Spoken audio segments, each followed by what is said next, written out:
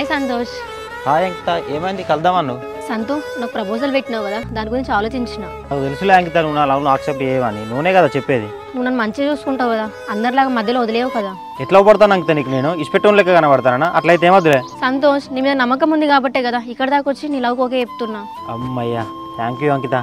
సరే సంతు, మా నాన్న మంచిగా ఉన్నప్పుడు మంచి టైం చూసుకొని వెళ్ళి మనం మాట్లాడదాం. ఫస్ట్ మన ఇద్దరం ఒకరికొకరు అర్థం చేసుకోవాలి కదా అంకిత, ఆ తర్వాత చెప్దాం. సరే సంతు. హలో సంధ్య, మరి ఏమైందని వేష్ ఏం రెస్పాన్స్ అవ్వట్లేదు. మా అమ్మేమో నాకు మ్యాచెస్ చూస్తుంది. ఇప్పుడు ఏమైనా ఎందుకు చెప్పు, ఇంకా నాకు జాబ్ రాలేదు, లైఫ్లో సెటిల్ కాలేదు. ఇప్పుడు జాబే కదా నీకు ప్రాబ్లం, నీకు జాబ్ వచ్చే వరకు నేను వెయిట్ చేస్తా. నువ్వు నా కోసం వెయిట్ చేసేందుకు సంధ్య? మీ అమ్మ నీకు మంచిగా సంబంధాలు చూస్తా అంటాను కదా, నాకంటే మంచిగా వస్తారు కావచ్చు. మీ అమ్మ చెప్పినట్టు నేను నా గురించి నీకెందుకు అన్వేష్, నువ్వంటే నాకు ఇష్టమని చెప్పినా కదా, నేను ఇష్టమో లేదో చెప్పు ఫస్ట్. Hello hello